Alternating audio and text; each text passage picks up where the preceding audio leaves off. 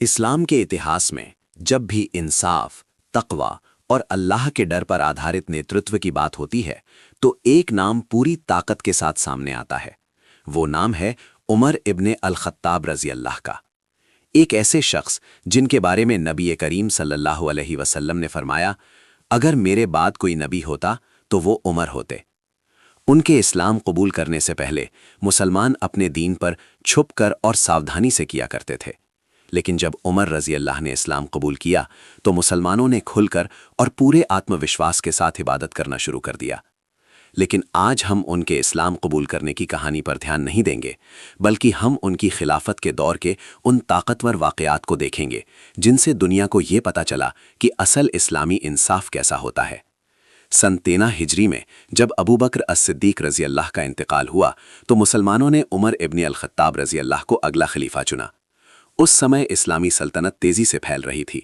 فارس اور بائزنٹائن جیسی بڑی سلطنتیں مسلمانوں کی بڑھتی طاقت کا سامنا کر رہی تھیں، لیکن اتنی بڑی سلطنت کے حاکم ہونے کے باوجود عمر رضی اللہ کی زندگی بے حد سادہ تھی۔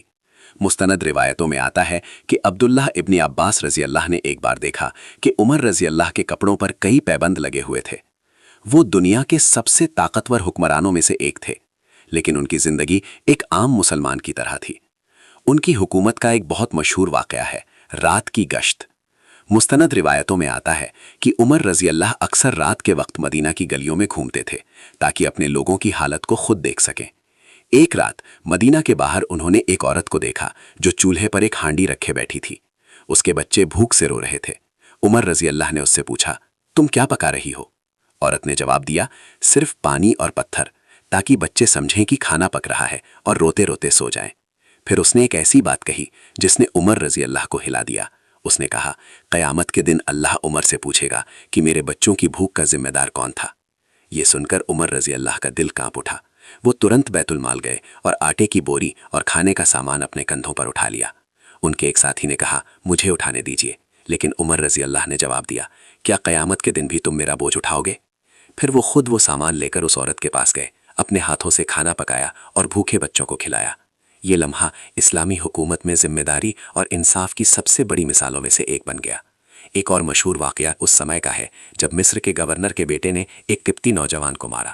جب یہ معاملہ مدینہ پہنچا تو عمر رضی اللہ نے گورنر اور اس کے بیٹے کو مدینہ بلوایا۔ پھر انہوں نے اس قبطی نوجوان کو کوڑا دیا اور کہا، اسے مارو۔